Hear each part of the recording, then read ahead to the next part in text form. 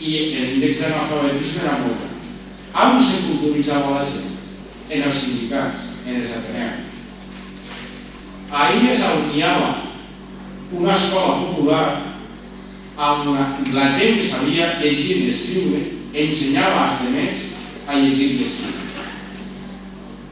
Amb la gent que sabia llegir, llegia als altres llibres que no havien sigut capaços de llegir si no els havien llegit en l'Ateneu o en el sindicat.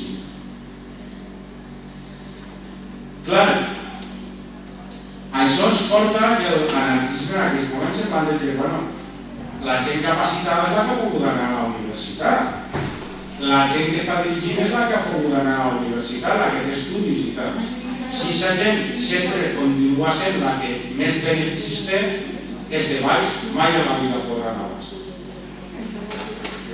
Entonces, dins de lo que és el concepte de confederat de comissió llibertària se planteja una reestructuració global de la societat. No era algo, era anar més enllà.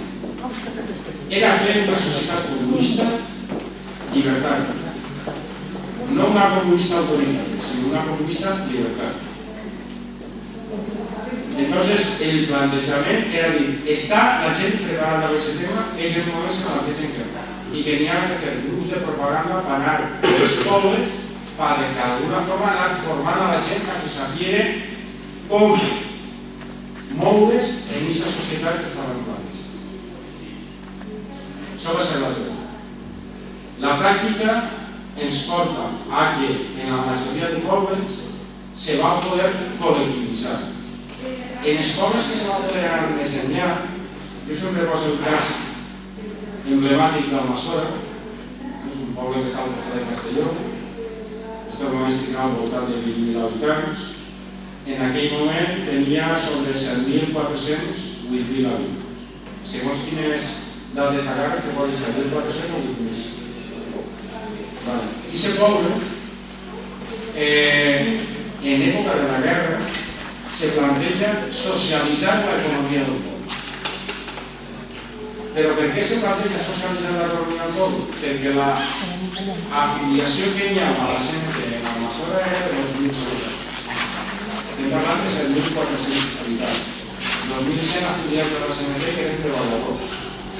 La majoria d'ells devien ser caps de família i si tu agarres i dius, vale, això què representa? Doncs representa pràcticament el 75% de la població. Per la influència podria ser del sindicat. Quan se construís el Consell Econòmic Local, que cau a l'Ajuntament, perquè resulta que havien donat el cop d'estat i se planteja que les estructures polítiques que hi havia anteriorment han caigut, se fa un Consell Econòmic Local. I el Consell Econòmic Local la gent se planteja. I d'ahir el plantejament democràtic que tenien aquella gent, encara que foren anarquistes. Diuen, així nosaltres no podem tindre el domini total, ni podem ser els que controlem tota l'economia. Dins del Consell Econòmic Local se reparteixen. Ells podien haver controlat completament el Consell Econòmic Local dient així no entra ni un partit ni ninguna organització més, perquè pràcticament no n'hi ha ningú. Aleshores diuen, no, anem a que encara que el sindicat tinga una representació gran, tinga 6 o 8 consellers, tots els partits polítics de dins de la població tindran com a mínim 2 representants. Aleshores, el plantejament que fan és i dins del Consell Econòmic Local n'hi ha aquesta estructura. El sindicat, que seria el majoritari, i després els partits polítics tenen també aquesta. Per què fan això? Perquè no les assemblees del poble, les assemblees se fan en la plaça del poble. Això que se diu, s'erigixen delegats perquè resulta que no se pot la gent, una assemblea gran no se pot manejar i tal. Això no la tinc. Si tu estàs acostumat a viure i a treballar en assemblea i a participar en assemblees, no és impossible fer una assemblea de 1.000 persones ni de 600. Tu, bueno, així no fa molt, o sigui, fa un temps darrere, vosaltres veniu, pense que de les classes de Pusol, i jo també vaig estar en les classes de Castelló, però sabem que quan hi ha una assemblea gran se pot funcionar l'assemblea sempre i quan hi hagi un respecte entre les persones. I allí se fa això, se convoquen assemblees del poble.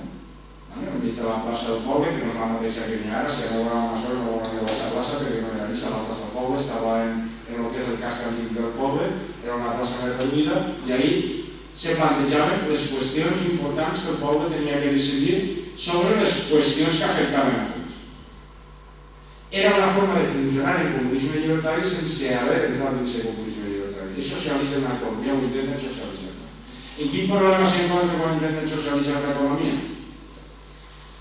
Que els diners que tenia l'Ajuntament en aquests moments eren 30.000 pessetes. Estem parlant de 30.000 pessetes de l'època. O sigui que avui en dia serien milions.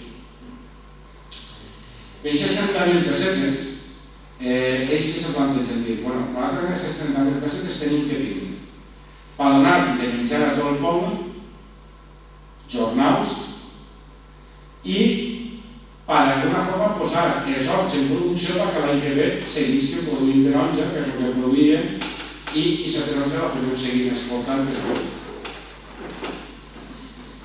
Se plantegen que en les 30.000 pessetes tenien pas jornals, el tenien, però que necessitaven al mateix temps incautar-se dels diners que s'havien deixat en els bancs la gent rica que havia fugit.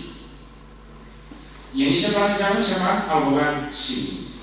I el govern civil es diu que d'anar, que això no poden fer. Entonces, bueno, pues tirem avant del procés, a veure ja arribem fins al problema. Van tirar avant i al poc de temps se van donar compte que el que ells diuen era real, no podien seguir avant. Però què fan per d'una forma intentar que això pugui seguir avant? Doncs no se plantegen el dir anem a cobrar tots 10 pessetes, que és el que normalment se marcava pràcticament en tots els llocs de treball, en totes les col·lectivitats, en tots el que cobraven la gent que estava en el front també, o sigui, tot el món cobrava 10 pessetes. Era alguna forma el salari que n'hi havia vestit. Sí, vale. Doncs ahí és on anem, quasi, perquè ells que se plantegen anem a fer un salari familiar. I clar, quan un que està estudiant un procés revolucionari així, que està dins d'estudiar el que seria l'anarquisme, el socialisme i tal, se parla de salari familiar, en el que nosaltres hem conegut posteriorment, dius, com és possible que els anarquistes parlaren de salari familiar? Jornal familiar. En alguns llocs salari familiar. Doncs bueno, a veure, els anarquistes, els socialistes i tal no eren mucho raro, tenien família. I el que sí que havien estat criticant sempre és la família burgesa, la institució de la família burgesa patriarcal i que d'alguna forma conduïa a un tipus de societat que ells volien destruir. Llavors, clar, quan fa l'anàlisi i va a la història i es comença a estirar del filet, se dona compte que, bueno, ells apleguen a aquesta conclusió. Per què apleguen a la conclusió de salari familiar? Molt fàcil. Molt fàcil, o per plegar ahir tens que indagar. N'hi ha un llibre, en 1930, un llibre amb un follet, així, que se diu El comunisme llibertari, que escriu Isaac Puente. Isaac Puente era un metge de la zona de Navarra i que escriu aquest folleto i en aquest folleto planteja, diu, si el producte interior brut d'Espanya són X milions de pessetes i vivim 10 milions de persones, dividim el producte interior brut entre els 10 milions de persones. Salari, com diríem ara, renta base. Salari familiar. O pessetes per persones o pessetes per família. Entonces, la gent d'Almassora, d'alguna forma, igual que la gent de Burriana, jo me va ser la gent de Burriana en aquest tema perquè havia adquirit en l'any 33 2.000 follets del Comunisme Llibertari d'Isaac Puente i ho diu, 2.000 follets del Comunisme Llibertari d'Isaac Puente en l'any 34, quan avui dia fas una tirada de 500 llibres i tens sobre una meitat. Però bueno, tenien clar que els 2.000 follets s'anaven a repartir. I això és el que servia d'alguna forma per crear la consciència que la gent tenia posteriorment a l'hora de fer un projecte diferent. I per això, aplica el moment que diuen, bueno, si així el que ens diu és que distribuïm el producte interior brut entre els habitants, doncs com així tenim 30.000 pessetes i tenim tantes famílies, el distribuïm entre les famílies. I s'ha la distribució, s'ha la diferència. Entonces allí, en cada poble, en cada col·lectiu, perquè després en les col·lectivitats va haver moltes que se va posar en pràctica aquesta forma de salari que va ser el salari. En cada lloc ha d'obtenir una forma diferent de fer. A Almassora diuen, una peseta per família, no. Si tens si eres un membre a soles, 0,25. Si són 2 membres, 0,50. Si són 2 membres majors i un membre xicotet, 0,50 més 0,10 pel xicotet. I a més d'això, hi ha una distribució fins a famílies que podrien tindre 10 membres en la família. I a més estava tot així distribuït, tenien tot, clar, o sigui, jo tinc un llistat i no sé si en el llibre que ho faig aparèixer, no ho sé, però bueno, seqüestrar de tota la Aquesta distribució apareix dins del que eren els actes del Consell Econòmic Local, que pel cas seria el que coneixem habitualment com a ajuntaments. I és la distribució que fan i quina tenia que ser la progressió que tenia aquesta distribució. I això està basada en això que inicialment va plantejar el moment, que era al fill del cap, que jo moltes vegades quan se parlava de renta bàsica últimament dic, això ja estava inventat fa molt de temps. I és una cosa que en moments i situacions en què el que se repartís és la riquesa se posa en pràctica. Perquè una cosa és dir, muntem una cooperativa i anem a repartir les ganàncies. O anem a repartir el treball. Però si repartissis el treball i no repartissis la riquesa que n'hi ha, sempre estàs competint en desigualtat amb els que tenen els diners. El que ells van plantejar és dir, anem a repartir els diners entre la gent, però a parts igual, o sigui, el que seria un salari o una renta bàsica universal o que tot el món pugui entrar dins d'aquest sistema. Perquè ahí entrava tot el món. Treballadors i el que havien sigut empresaris anteriorment. Però el concepte de que els empresaris no van formar part de les col·lectivitats o la gent que tenia fàbriques no va poder entrar a formar part de això, és una altra fal·làcia. Quan se van muntar les col·lectivitats, se van muntar els processos col·lectivitzadors, van poder entrar a formar part tant la gent que formava part de la part empresarial com els treballadors. En les mateixes condicions. És l'única condició que n'hi ha.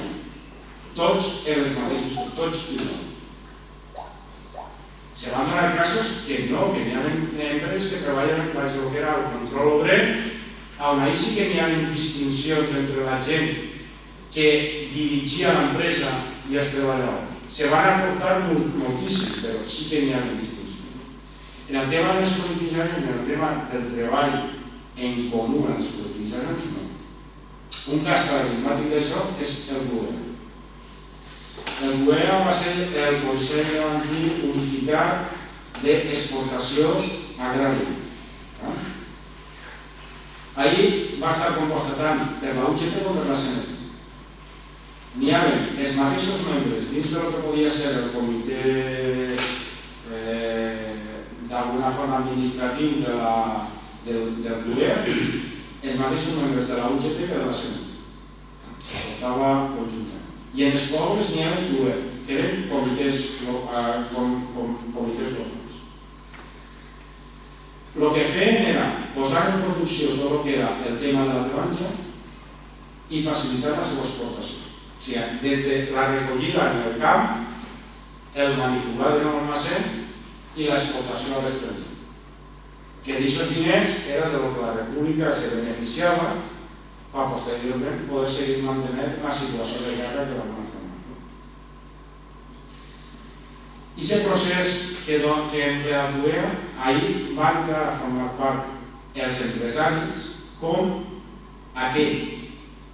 Doncs ja que entenien d'algo, se va posar sobretot com a facturadors, com a la gent que feia la gestió de facturació en les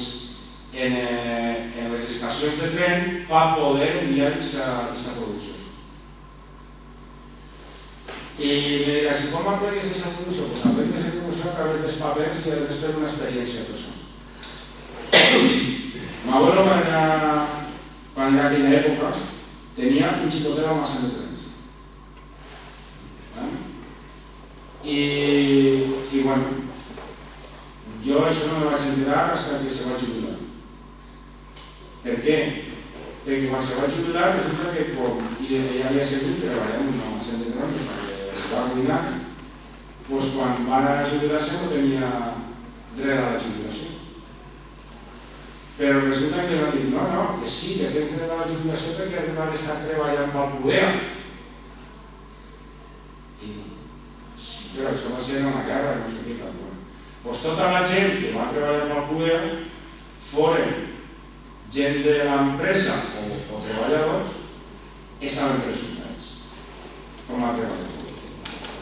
Doncs aquesta persona va tindre dret a cobrar la seva pensió al final perquè en l'època de guerra des de la CNT i des de l'objecte ho van presentar.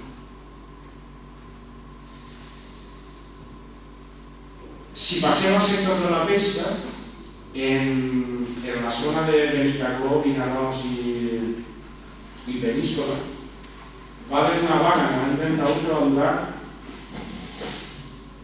si no m'enganyi i no dic 30 dies més, 141 dies.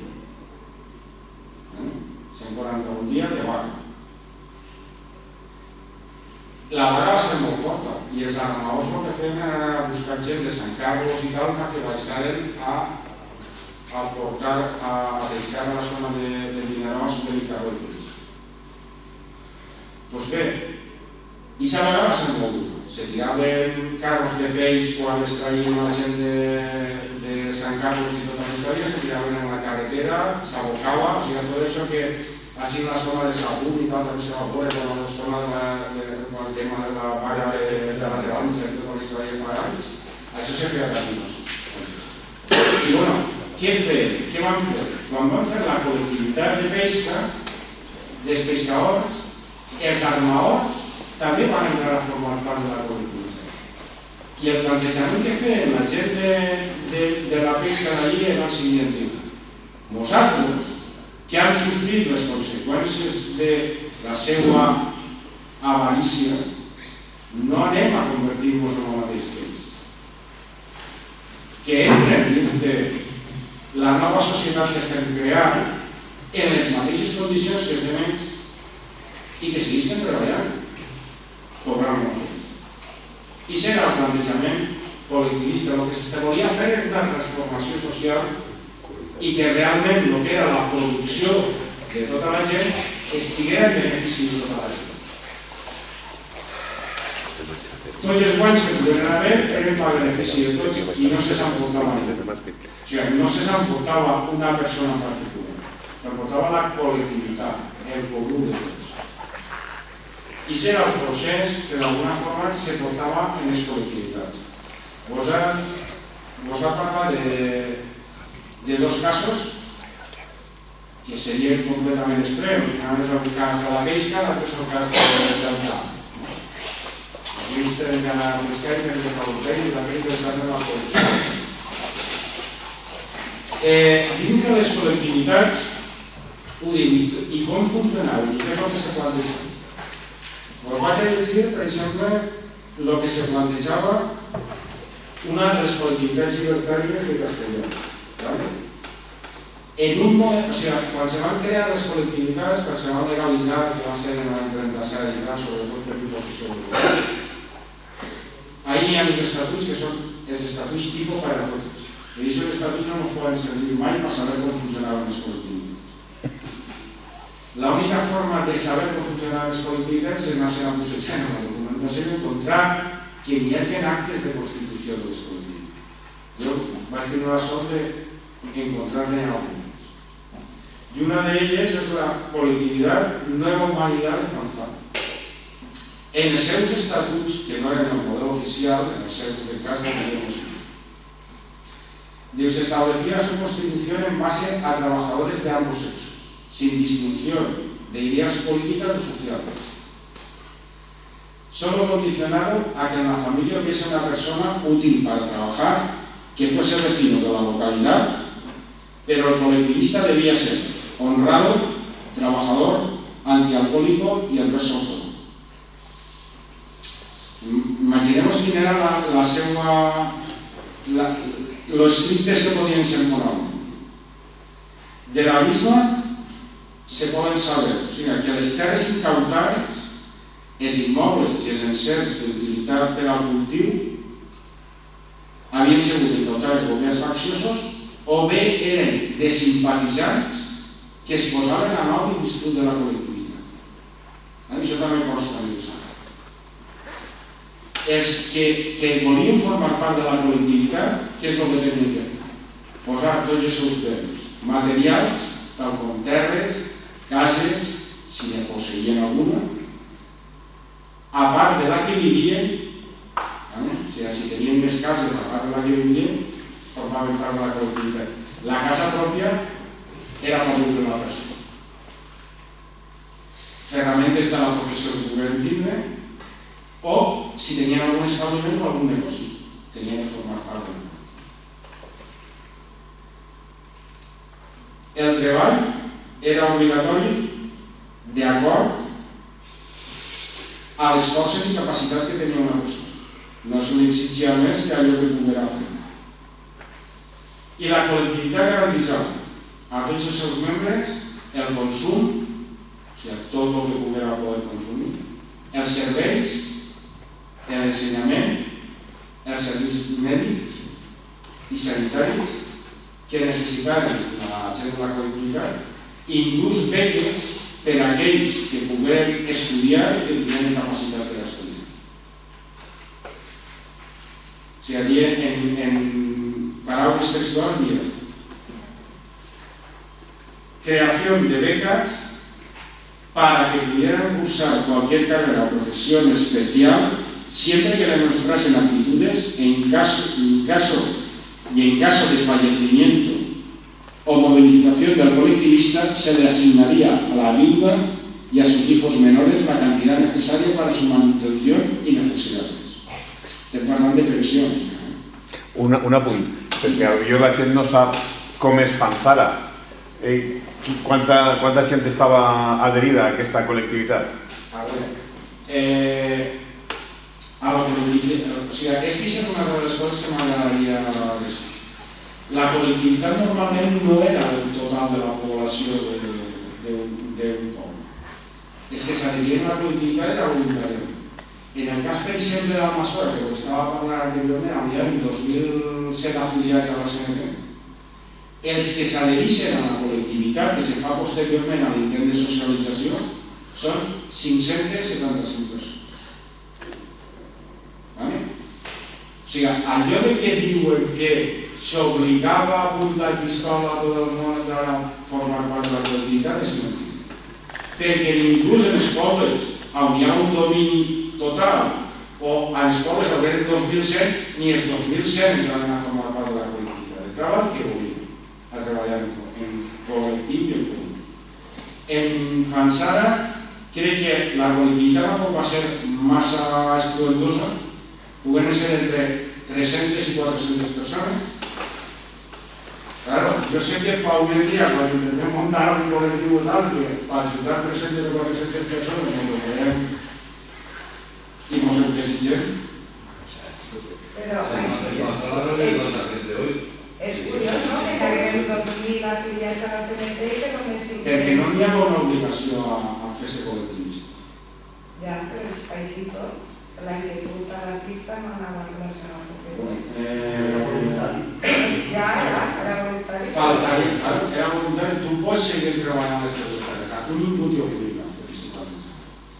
N'hi ha pobles que sí que se va col·lectivitzar pràcticament tota la gent que estava a això. Però bueno, n'hi ha molta gent que, i això també n'hi ha problema, tota la gent, també que estava dins de la CNT, no era col·lectivista.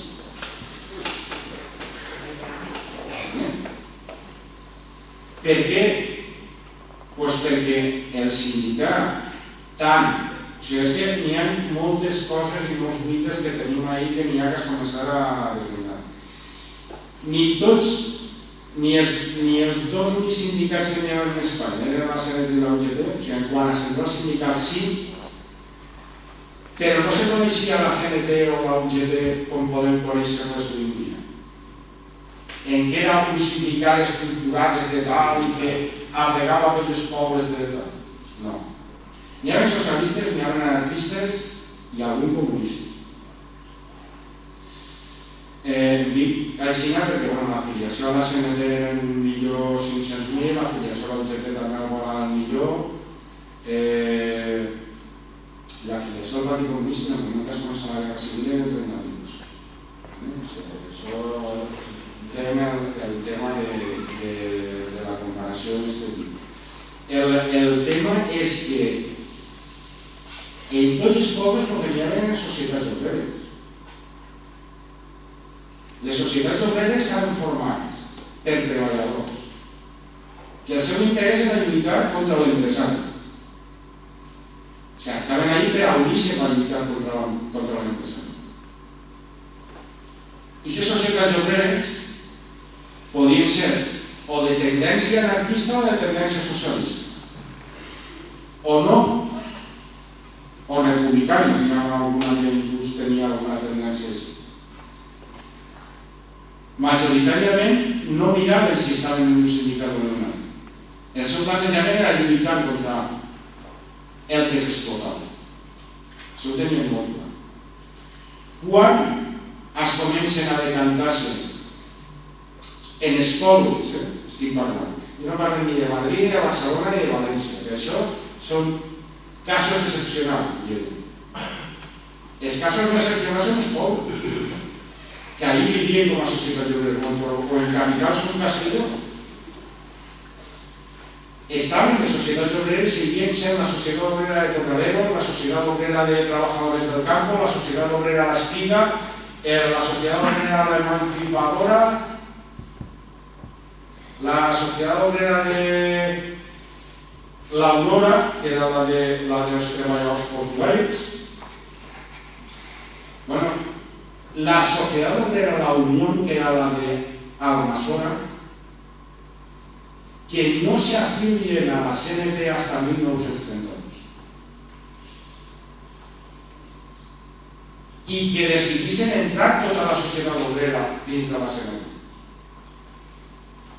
Encara que hi ha els socialistes. Però bueno, quan parlen d'afiliats a un funcionari, en el moment de la guerra ja es distingueixen, no? En el moment anterior, no. És tonto parlar, o és enganyar-nos parlar de que unes societats ja estaven en la CNT i l'altra en la UGT i tal. Fins al moment de guerra hi ha uns pobles que no se decanten. Per què? Perquè n'hi havia anarquistes, n'hi havia socialistes, n'hi havia una major influència dels anarquistes o dels socialistes dins d'una societat o d'una altra, però el que ells necessitaven era lluitar contra l'empresa. I tenien clar que si se dividien es començava a no poder funcionar l'empresa. Jo crec que això ho hem d'aprendre molt en els últims anys, de la transició cap a 6 sobretot. Per què? Perquè van partir totes les estructures ideològiques. Entonces, què és el que se plantejava la gent? Tenim una societat obrera, per què? Per lluitar contra el poble. Som socialistes, som anarquistes o som tal, però estem tots dins de la societat obrera. Cada un preconitzava les seues idees i intentava influir sobre els altres. I això, quan realment esclata, és el moment de la guerra. Entonces sí, que ixen les tendències de cada un i cada un d'ells, inclús en una escola, se poden muntar els sindicats del mateix sistema. Per què? Perquè cada un podia tenir un plantejament diferent. Però el plantejament anterior era la lluita contra la riquesa. Entonces, el tema de poder entendre que n'hi hagi col·lectivitats on no participa tota la gent d'un sindicat, nos la podria donar això en molts sindicats. Perquè aquesta gent que dins d'Almassora, per exemple, forma part del Consell Econòmic Local, que eren d'Esquerra Republicana, d'Izquierda Republicana, Izquierda Republicana, Unió Republicana i Partit Socialista. Els tres partits que hi ha dintre del Consell Econòmic Local, a part de la CNT com a una única organització sindical que hi ha de la massa. I aquestes persones formaven part de la CNT. Per què eren treballadors? Per què formaven part de la CNT? Perquè estaven en la societat obrera i quan se van adherir a la CNT se van adherir a les CNT. Però ells tenien la seva ideologia també que anava per una altra cosa. No sé si m'ha sentit, o sigui, una cosa era la consciència de classe i l'altra cosa era la ideologia. N'hi ha molts llocs que la ideologia del sindicat concordava totalment en el número d'afiliats que hi ha molts llocs. Llavors, tenim que en Almassora, per exemple, n'hi ha 600 persones que poden dir. Però a mi l'important d'aquest tema és el plantejament que fan aquestes col·lectivitats. Què és el que estan intentant? És intentar que aquesta col·lectivitat no funcioni exactament com una cooperativa on se reparteixen els beneficis o se puguen dar, sinó que realment funcioni com algo que pugui servir per estructurar una societat diferent. El tema de la seguretat social que hem conegut posteriorment, que deixa atribuït a Franco i tal, el tema de la jubilació, el seguro de jubilació, el no, sí. A veure, Franco va haver moltes coses de l'època de la República que no se va atrevir a tocar, perquè si se les acaba de tocar no haurà pogut seguir en el govern durant 40 anys. O sigui, això n'hi ha coses que històricament se tenen que saber definir i se tenen que saber molt. O sigui, ell vol el seu règim, o sigui, jo no dic ell, el seu règim, o sigui, van ser, en certes qüestions van acceptar el que diuen anteriorment i no ho van acabar de llevar, perquè si ho acabaven de llevar podia la cosa haver seguit, agarrar unes altres directrius i no poder aguantar en el govern tot el que se mana. Però això n'hi hauria molt que parlar i n'hi hauria molt que dir. A més d'això, què fa? La faena que hi ha dins de la col·lectivitat la distribueix. I això és que se planteja. Bueno, així que n'hi haurà una secció rústica, una secció urbana i una secció comercial i industrial. La secció urbana s'encarregava del tema dels edificis que pogueren haver distribuïts entre la gent que no poguera tindre casa perquè poguera tindre casa. Estem parlant. Imagineu-vos que si això avui en dia s'haurà fet en els edificis que s'han quedat els bancs i que han anat d'ús urbana a la ciutat. Tindrem una altra secció que ens dedicarem al tema agrícola. El que era recollida de fruita, plantació, tala, poda, etc. I una altra gent, que serien els de la indústria, i nosaltres que ens dedicarem a la comercialització, que era comercialitzar el que se poguera traure de la col·lectivitat, que sobrava a la col·lectivitat i que realment se poguera o bé intercanviar en trueque en una altra col·lectivitat o bé per diners o vales que utilitzaven en moltes col·lectivitats. O per treball. Tant en el comerç com en la indústria. Això és el plantejament que es fa. I una vegada que han distribuït això, diuen, bueno, hi ha tota una sèrie de gent que gestionar aquesta història, però bueno, entonces elegeixen president, vicepresident, secretari i tal, tesorer de la col·lectivitat. Se feien assemblees com a mínim una vegada al mes. I extraordinàries totes les que fem. I la gent que formava part dels càrrecs era revocable en un segon moment. Com a màxim podrien estar un any. És que això dels 4 anys jo no sé què s'ho ha inventat, però ho han instituït com a algo que té que ser així. A vegades hi ha persones que una vegada ha passat un any, al segon any ja no sap què fer. N'hi ha que 4 de poquet, perquè té moltes idees, però n'hi ha que... Doncs jo crec que seria més fàcil ara això. Se feien quadrilles i caps de quadrilla que d'alguna forma però tot això ho intentaven fer de forma correcta. Per què? Perquè tota la gent hauria que saber d'alguna forma treballar en tots els àmbits, perquè si un s'especialitza en una cosa, si hi ha un especialista en una cosa en un lloc i aquest especialista se mor, s'ha acabat. El que s'intentava d'alguna forma és que poguera d'alguna forma anar distribuint. Després s'establia, diu, el horario y distribución de las tareas se realizaba de acuerdo a las circunstancias. Si hacía falta trabajar más, se trabajaba más. Si hacía falta trabajar menos, se trabajaba menos. No hi ha vertido que 8 días de trabajar ni 8 horas, ni 5 ni 4. S'establia, o sigui, a veure, la idea de tot això és la següent.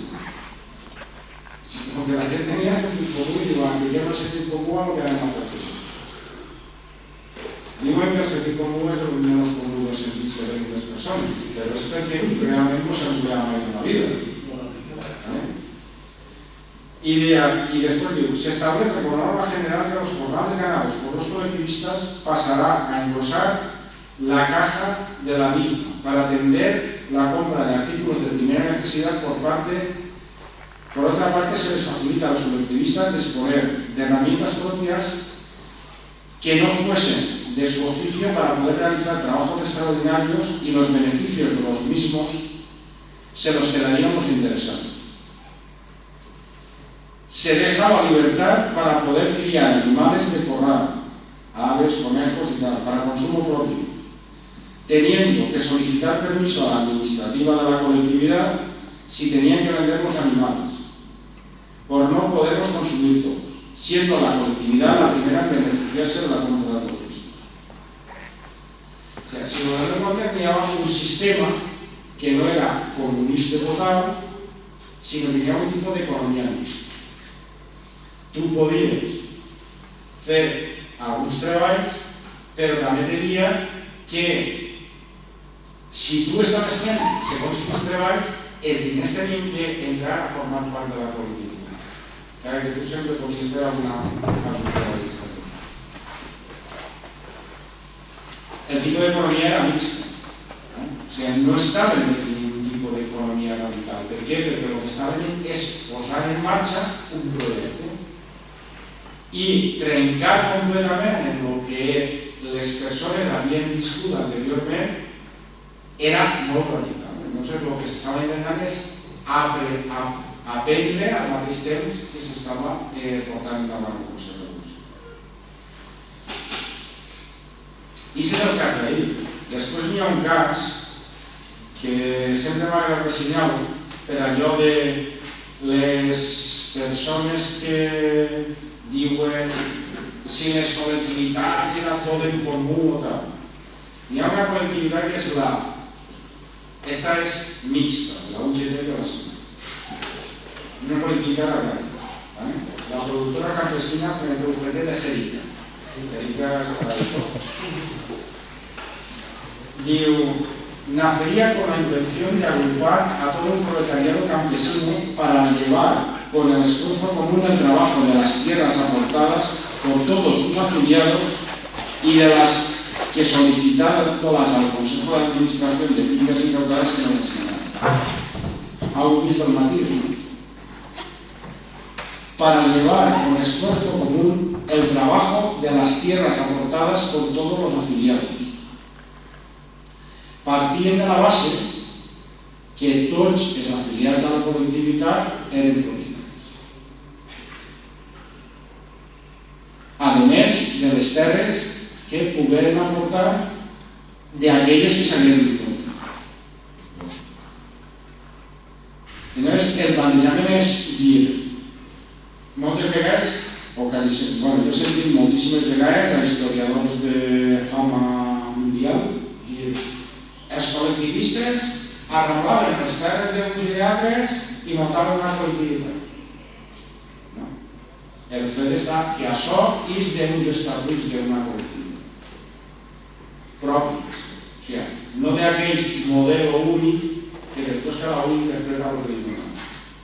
Llavors diuen què és el que se tenia que fer, com se tenia que funcionar.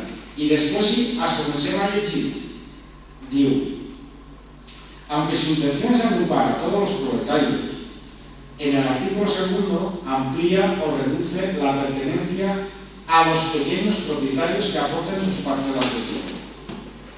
No lo especifica claramente, pero queremos entender que además de los trabajadores sin tierra podrán integrarla los que sean propietarios siempre que aporten sus fincas. De lo contrario, nos encontraríamos con una colectividad exclusiva de pequeños propietarios y lo que no está muy claro es si era únicamente China o no. Pero prácticamente lo único que está hablando en el reglamento habla de propietarios.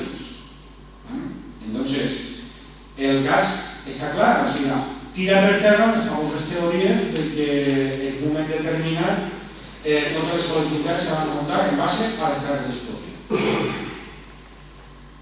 En aquest cas en concret estàvem parlant de col·lectivitat de xicotets propietaris. I això de que els propietaris eren individualistes també ho tiraria per terra, perquè en aquest cas sí que hi ha ocupacions de xicotets propietaris. I en el cas de tot el que més, el que hem estat veient pel cas de Fanzara, l'estructura de la col·lectivitat, les garanties que tenien i tal, pràcticament les mateixes. En el cas, per exemple, de l'Amazones, hi ha una assemblea que estan parlant del tema del sal. I diuen, no, tenim que repartir les terres.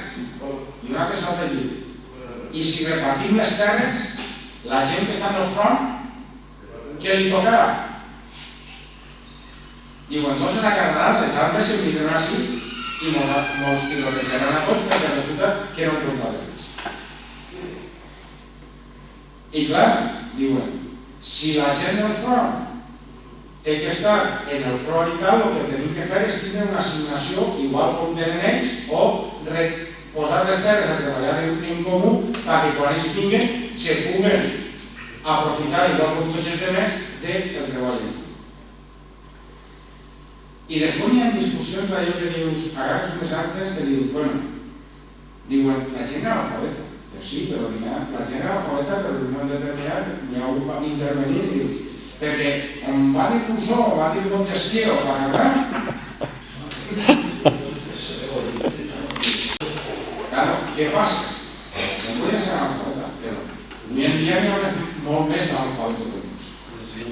Perquè potser la gent no sabia llegir i escriure, que era molt que diria analfabeta, però havia sentit llegir molt, i havien llegit molt, i havien parlat molt, i havien debatut molt, s'havien format molt. Jo no dic que el que diguera això fos una persona que no sabia llegir i escriure, però hi sent nosaltres, una persona que diu, i sent. I que normalment eren campions, o sigui, no era ningú que havia anat a l'escola ni era el mestre del poble, eren campions. Clar, se dona per aquestes coses. Això passa pràcticament en tots els pobles del País Valencià, pràcticament en tots els pobles. En les zones de la Guàrdia passen pràcticament totes.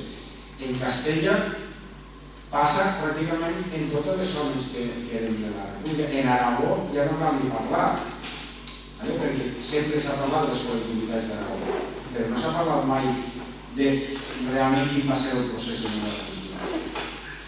I aquest procediment del salari familiar, de la renta bàsica, que jo m'ha cansat molt de dir-ho, s'ha donat pràcticament en totes les col·lectivitats.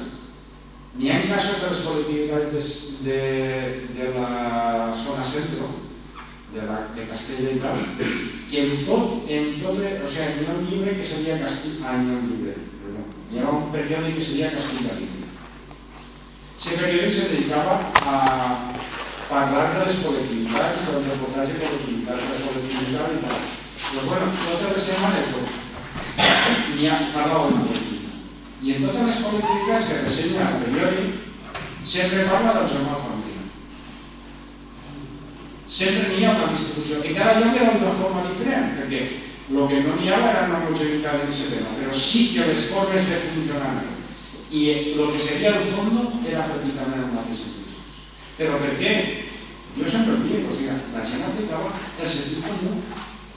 Què és molt necessari per a la la pel·lícula Terra i Llibertat, que és un home que és participar i la pel·lícula Terra i Llibertat de Ternoas, una pel·lícula sobre la Guerra Civil, que se va ara fa 20 anys que se va. Hi ha una major que va participar en l'activitat de la Guerra Civil i tal, i va viure de França, especialment, però va viure per sense anar més lluny, ell diu en una escena que no hi havia guió, o sigui, el guió hi acaba de dir. Era l'escena de la col·lectivitat. Si n'hi ha una vaca i no n'hi ha ningú que la puga atendre a l'hora de parir, se perdrà la vaca i se perdrà el jove. Diu, en la col·lectivitat, si resulta que si tenim una terra que pot fer-la produir i no la posem en producció, no podem menjar ningú. O sigui, això era el que ells aplicaven. Què és el que n'hi ha? Que n'hi ha molta terra. Tenim que posar-la a produir. Necessitem alimentar a la gent del poble i a la gent del front. Perquè n'hi ha una guerra. Se diu, el problema va exportar taronja una barbaritat i els diners que venien no era pels agricultors, que per això molta gent se va rebotar en el problema, perquè directament anaven al fons del govern de la República. I el que esperaven els del Clué és que d'allí revertien els diners per poder pagar-los a la gent i perquè al siguiente any poder produir una altra vegada. I aquesta correlació per part del govern cap al tema del Clué no sé d'on. Un pot pensar, i de què és? Perquè sí que hi ha discrepàncies. El ministre de la República en aquell moment d'Agricultura era un comunista i el Partit Comunista no estava per el tema de fer la revolució. El Partit Comunista en aquest moment volia fer, pensava, dins de l'estricta doctrina comunista, que primer havia de fer la revolució burgesa i posteriorment se faria la revolució proletària. I clar, no se podia passar a la revolució proletària sense haver passat per el procés de revolució burgesa. I clar, ahir hi ha una discrepància bestial entre la gent que estava en aquest procés revolucionari i el que era en aquell moment que portava el control del govern a nivell agrari.